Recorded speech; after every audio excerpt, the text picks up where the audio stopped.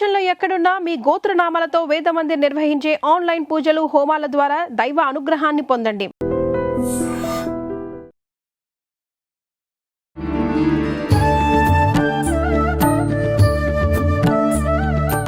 నమస్కారం, welcome to I dream. ధర్మ మార్గం విత్ విజిత కార్యక్రమానికి స్వాగతం.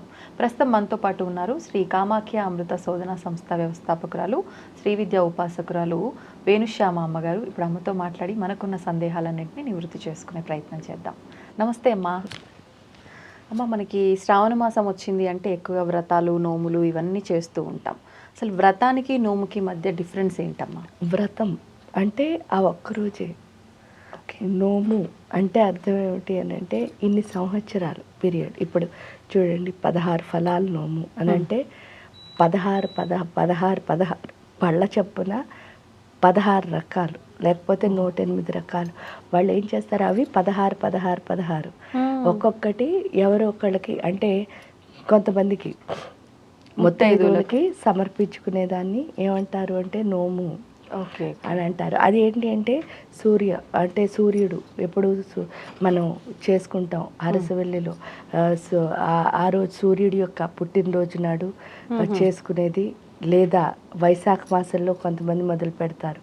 ఆ విధంగా చేసుకోవడాన్ని వ్రతం. ఇప్పుడు శ్రావణ మాసం నోములు అంటే ఏంటి, శ్రావణ మంగళవారం 4 మంగళవారాలు ప్రతిరోజు. మళ్ళీ వరలక్ష్మీదేవి పూజను వ్రతము అంటారు. ఈ వ్రతం ఏమిటంటే ఎవరైనా చేసుకోవచ్చు.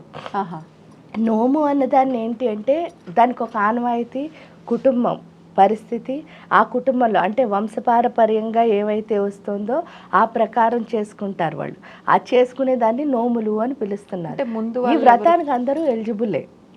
అంటే ఇప్పుడు మీరు 5వ తనం కోసమో లేకపోతే లక్ష్మీ అనుగ్రహం కోసం చేసుకునే ప్రతి ఒక్కళ్ళు కూడా చేసుకోవచ్చు వరలక్ష్మి వ్రతాన్ని. ఇక్కడ వరలక్ష్మి వ్రతంలో మళ్ళీ చూడండి, పురుషులు కూడా చేసుకుంటారు మామూలుగా కూర్చొని, స్త్రీలు కూడా చేసుకుంటారు. అంటే లక్ష్మీదేవి పూజ ఎవరైనా చేసుకోవచ్చు. ఇక్కడికి వచ్చేసరికి మళ్ళీ అదే గౌరీదేవి పూజ వస్తుంది, కానీ ఇక్కడ స్త్రీలే 5వ తనం కోసం చేస్తున్నారు. అది నోము అవుతోంది. అందులో ఆ మాసంలో వచ్చిన ప్రతి మంగళవారం చేసుకుంటున్నాం. ఇప్పుడు ఉదయ కుంకుమ నోము అంటారు.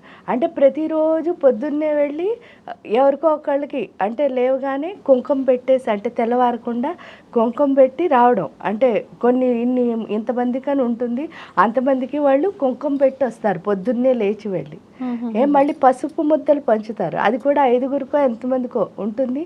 ఆ ప్రకారం వెళ్ళి వాళ్ళు పంచుతారు. అంటే అవేమిటి అని అంటే ఆ నోము అనేసరికి అది కాన్స్టెంట్గా ఇన్ని సంవత్సరాలు, లేకపోతే ఇన్ని రోజులు, లేదా ఇంతమందికి అని ఉంటుంది. ఏడుకు వచ్చేసరికి వ్రతాలు ఏంటి అంటే ఆ సంవత్సరం. ఇప్పుడు మీరు ఈ సంవత్సరం చేసుకోలేదు, నెక్స్ట్ ఇయర్ కావాలంటే చేసుకోవచ్చు, మధ్యలో ఆపినా ఇబ్బంది లేదు. కానీ ఈ నోములు వచ్చేసరికి ఏంటి అంటే ఖచ్చితంగా ఇప్పుడు చూడండి, పెళ్ళయింది, మొదటి సంవత్సరం మొదలు పెట్టకపోతే 2 మొదలు పెట్టకుండా మళ్ళీ 3లో మొదలు పెట్టాలి శ్రావణ మంగళవారం. అది కూడా వాళ్ళ కుటుంబంలో ఆనవాయితీ ఉంటేనే చేసుకుంటారు. ఈ విధంగా ఏమిటి అని అంటే నోముకి వ్రతానికి ఇదే డిఫరెన్స్, 2 పూజలే. కానీ ఏంటి అని అంటే అందులో నోములు వచ్చేసరికి ఖచ్చితంగా ఎవరు అంటే ఆడవాళ్లే చేసుకుంటారు.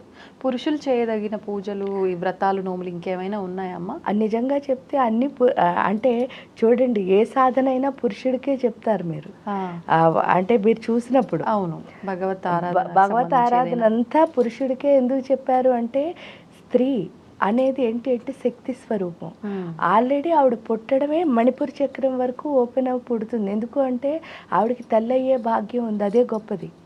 ఆవిడకి దేవుడిచ్చిన గొప్ప పదార్థం ఏమిటి అంటే యూట్రస్, ఆ గర్భసంచి అని అంటారు చూసారా, ఆ గర్భసంచి, దాని పేరే చూడండి, అంటే గర్భం సంచి.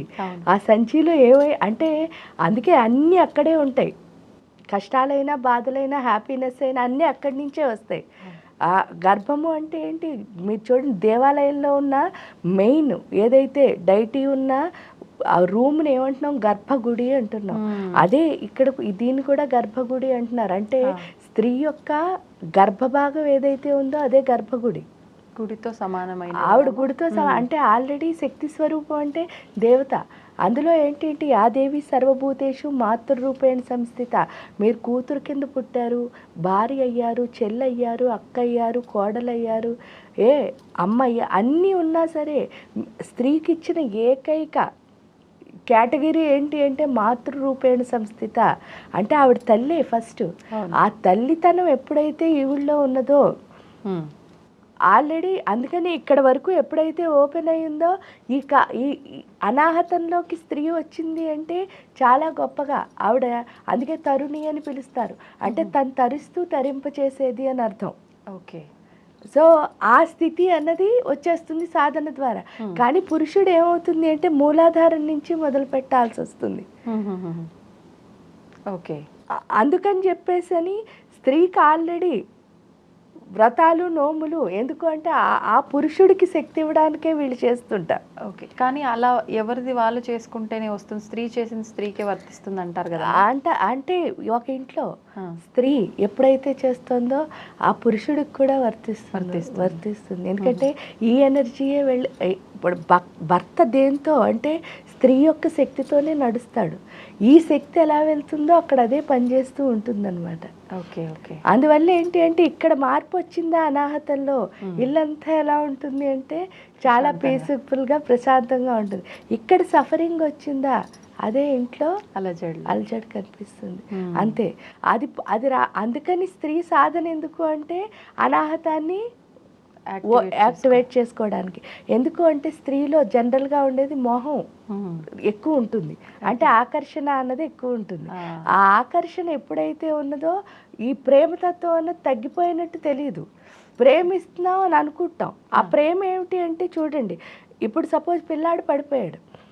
ప్రేమించడం అంటే అర్థం ఏమిటి అంటే పడిపోయినందుకు మనం ఏం చేయాలి, వాడు పడిపోయిన దానికి ఉపశమనం ఇవ్వాలి. అంటే ఇప్పుడు చూడండి రక్తం కారుతోంది, అది కారకుండా ఫస్ట్ ఆపాల్సిన బాధ్యత మీది.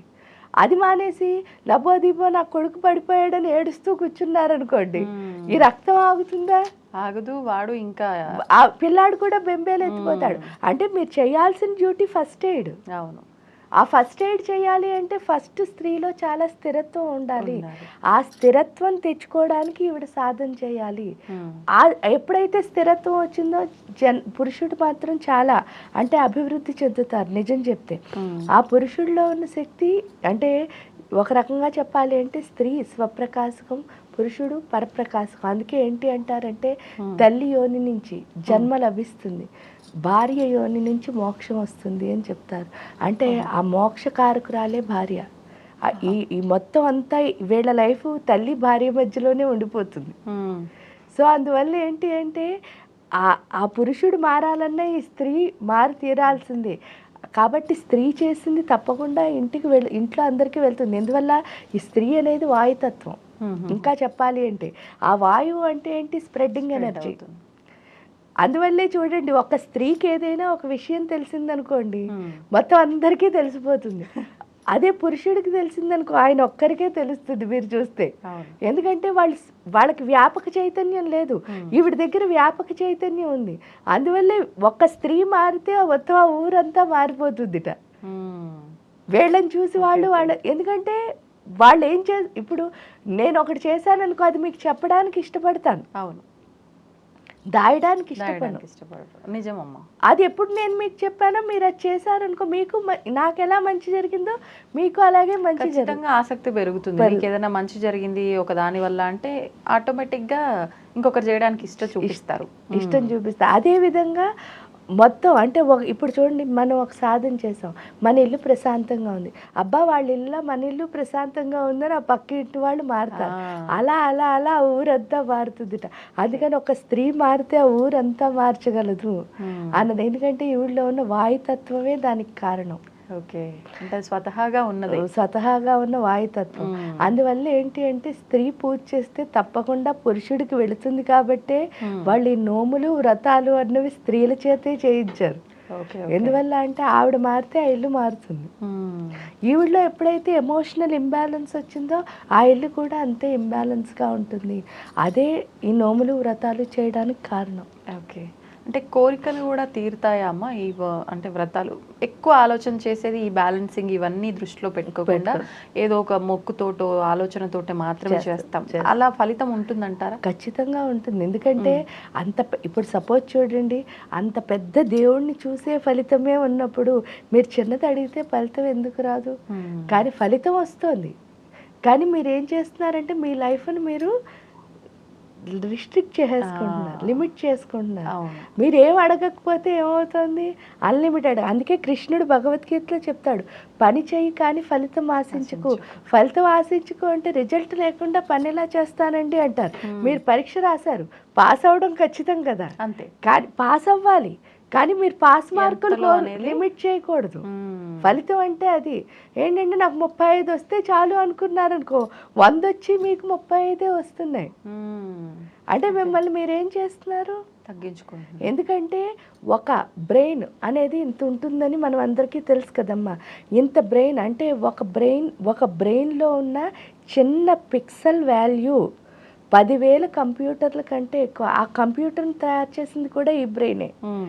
అలాంటప్పుడు అంత బాగా కంప్యూటర్లో మనం ఈరోజు ఇంత గొప్పగా ఎదిగాం అనుకుంటున్నాం చూసారా, కానీ మన బ్రెయిన్ అంతకంటే గొప్పది కదా. అవును. దాన్ని నిజంగా మనం యూజ్ చేసుకోవాలి అంటే అక్కర్లేని విషయాలపైన మనకి ఏముండకూడదు? శ్రద్ధ ఉండకూడదు. ఆ శ్రద్ధ వదిలేయడానికే పూజ. అంటే ఇప్పుడు సపోజ్ చూడండి, మనిషికి ఈవెన్ అమ్మవారిని శాకంబరి కింద తయారు చేస్తారు, మీకు తెలుసు కదా. ఆ శాకంబరి అవతారం యొక్క విశిష్టత ఏమిటి అంటే అదే కూరగాయలు బోళ్ళన్ని ఆకుకూరలు ఇవన్నీ పెడుతున్నారు చూసారా, అవన్నీ ఏంటి మనలో ఉన్న రుచులు. అంటే మీకు క్యారెట్ నచ్చింది అనుకో, నాకు బీట్రూట్ నచ్చింది, ఇంకోళ్ళకి ఏదో వంకాయ నచ్చుతుంది. అలా డిఫరెంట్ రుచులు.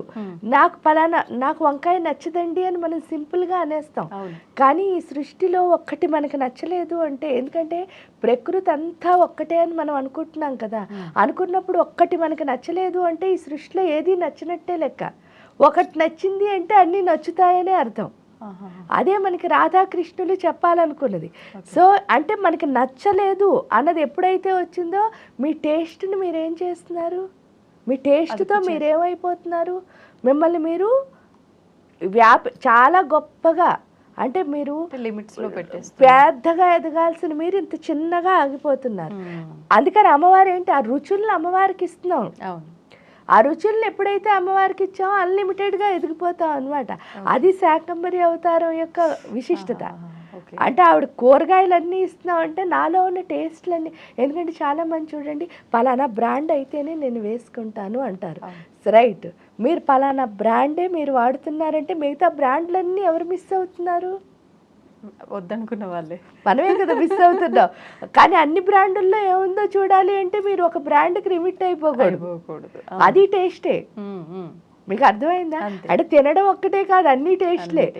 ఈ టేస్ట్లు ఎప్పుడైతే మన లోపలికి వచ్చి, చూడండి నాకు ఇలా అలంకరించడం ఇష్టం అండి అన్నాం అంటే ఒకటే. అప్పుడు నేను ఎలా ఉన్నానో అలాగే అలంకరించుకుంటూ ఉంటాను. కానీ మీరు అలంకరిస్తున్నది కూడా నేను చూడగలిగాను అనుకోండి, నా హృదయంలో ఉన్న కళాభావంతో, అప్పుడు నేను దాన్ని కూడా నాకు ఆపాదించుకోగలుగుతాను కదా. అంతే.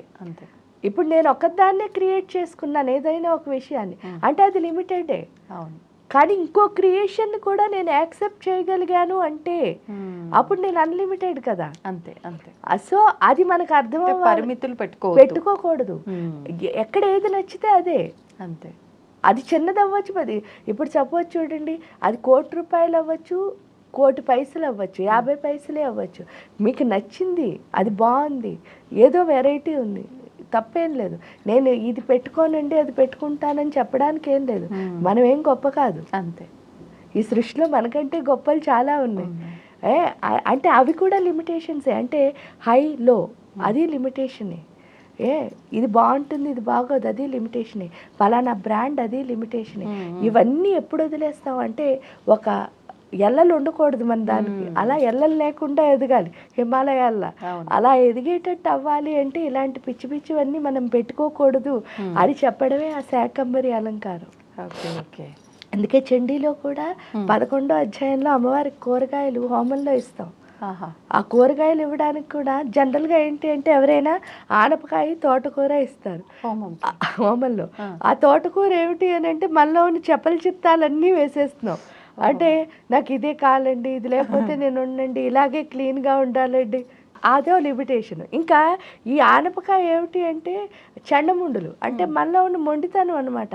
నాకు అది కావాలంటే అదే కావాలి, అది లేకపోతే నేను తిన్ను, నేను తాగను, అది ఉంటుంది చూసారా, అది ఓకే కాదు, అదే ఆనపకాయ. సో ఆ రెండింటిని ఏం చేస్తున్నాం, హోమంలో వేస్తున్నాం. ఎప్పుడైతే వేసామో మళ్ళీ ఆ రెండు పోతే చాలు, మనం హాయిగా ఎదుగుతాం అనమాట. ఆ ఎదగడం కోసం అది చేస్తున్న పని. ఇవన్నీ నిజాలా అంటే ఖచ్చితంగా నిజాలు. ఎందుకంటే ఆ పొగ మనకి ఎప్పుడు తగులుతుందో మనలో ఉన్న చెడు అప్పుడు పోతుంది. అందుకనే నేను ఎప్పుడూ చెప్తా, హోమంలో మీరు ఎన్ని ఆహుతులు వేసారో అక్కర్లే, ఆ పొగ తాకితే చాలు, ఆ వేడి తాకితే చాలు. ఎందుకంటే పొగ ఎప్పుడైతే లోపలికి వస్తుందో ఏమవుతుంది, మీ కంట్లోంచి, ముక్కులోంచి, చేతులు అన్నింటిలోంచి చెడిపోతుంది నీటి రూపంలో. కాబట్టి ఆ పొగను ఎంత పీలిస్తే అంత మంచిది. ఇంకా వేడి ఏంటి ప్రతీక అంటే, మన ఇంట్లో ఏదైనా వస్తువుకు పురుగు పట్టింది అనుకోండి, వెంటనే పట్టుకెళ్ళి ఎండలో పెడుతున్నాం. ఎందుకంటే ఆ పురుగుని ఈ వస్తువుని ఏం చేస్తుంది, డివైర్ చేస్తుంది. అలాగే మనలో పట్టిన బ్యాక్టీరియానిను మన్ని, అంటే మనలో ఉన్న మంచితనం చెడ్డతనం రెండు ఉన్నాయి కదా, ఆ చెడుని మంచిని వేరు చేసి మంచి వాళ్ళ కింద మిగులుస్తుంది ఆ వేడి. ఎందువల్ల మంత్రంతో చేయడం వల్ల. సో అందువల్ల హోమానికి ఎంత దగ్గరగా ఉంటే చాలు. హోమం చేశానా, అందులో నెయ్యి వేసానా, లేకపోతే కూరగాయలు వేసానా, పేలాలు వేసానా, తెల్లావాలు వేసానా, ఇవన్నీ అక్కర్లే. ఆ పొగ, ఆ వేడి, అదే ఇంపార్టెంట్. ఆ రెండు కనుక పట్టుకోగలిగామా, ఎందుకంటే అగ్ని మీతో చాలా బాగా మాట్లాడుతుంది. ఆ మాటలు వినగలిగితే చాలు, మీలో ఉన్న అగ్ని అన్నది. ఎందుకంటే మీలో ఫైర్ ఎంత బాగా పైకి వస్తే మీరు అంత గొప్పగా ఆ ఫైర్తో మీరు మాట్లాడే స్థితి తెచ్చుకోవాలి. ఎందుకంటే ఒక్కొక్క మంత్రానికి ఒక్కొక్క స్పందన, అంటే ఆ వేడిలో ఏం స్పందన వస్తుందండి అంటారు. మీరు అక్కడ కూర్చుంటే కదా తెలుస్తుంది. కొన్ని రోజులు దాంతో కనుక ఆ ఫైర్తో మీరు కనెక్షన్ పెట్టుకుంటే, దానిలోంచి వచ్చి ఆ స్పందన, ఆ స్పర్శ ఏదైతే ఉందో దాన్ని కనుక మీరు టచ్ చేయగలిగారా, ఆ అగ్ని మీతో మాట్లాడడం మొదలుపెట్టిందా, మీలో ఉన్న ఫైర్ కనుక బయటకు వచ్చిందా, మీరు గొప్పగా ఎదుగుతారు. అంతే. అది చెప్పడానికే హోమం అసలు. ఓకే. అంటే హోమం చేయడం వెనకాల ఇంత ఆంతర్యం ఉంది. ఏదో మాకు మంచి జరగాలి అని చేస్తామే తప్ప ఇదంతా తెలుసుకునే తెలిసి చేసినా తెలియక చేసినా మంచి అయితే జరుగుతుంది ఖచ్చితంగా. ఎందుకు అంటే మనకి తెలిసి చేసిన, తెలియక చేయడమే ఇంకా బెస్ట్. ఎందుకంటే ఇక్కడ సాధనలో ఇద్దరే ఉండాలట. అయితే పిల్లల కింద లేకపోతే పశుపతి కింద. పశుపతి అంటే ఎవరు, శివుడిలా జ్ఞానం పూర్తిగా ఉన్న మనకి విషయం ఏమిటో అర్థమైపోతుంది. ఈ పసిపిల్లల కింద ఉన్నారనుకో, మనకేమీ తెలియదు, మా అమ్మ ఏం చేస్తే అదే రైట్, అంతే ఫాలో అయిపోతాం, అంతే. ఆ ఫాలోయింగ్ అదేదైతే ఉందో ఆ యాక్సెప్టెన్స్ అన్నది పసిపిల్లల్లో ఉంటుంది. కానీ ఏంటి అంటే అటు ఇటు కాకుండా పశువుల్లో ఉన్న మన్ని అయితే పసిపిల్లల కింద లేకపోతే పశుపతి కింద మార్చేదే పూజ అంటే. సంతోషం అమ్మా, ధన్యవాదాలు. And for more videos, please subscribe to iDream channel. Subscribe to iDream Media. Please subscribe to iDream. Please subscribe to iDream. Please subscribe iDream. And please subscribe to iDream. For more videos, subscribe to iDream. please like, share and subscribe to the channel. Congratulations, iDream. Subscribe to iDream. Subscribe to iDream. So subscribe to iDream Media. iDream ki iDream team andarki huge congratulations. Please subscribe iDream Media. Please subscribe to iDream. Subscribe iDream. Please subscribe to iDream. iDream అంటే నా కళల ఛానల్ను subscribe చేసుకున్న నోరు తిరుగుతలేదు, మీరైతే గంట గుర్తు కొట్టండి. For more such videos, please subscribe to iDream. Subscribe to iDream. Please subscribe to iDream. Please subscribe iDream Media. Please do subscribe to iDream. Please subscribe to iDream Media. For best entertainment and information, please subscribe iDream. And don't forget to subscribe to iDream.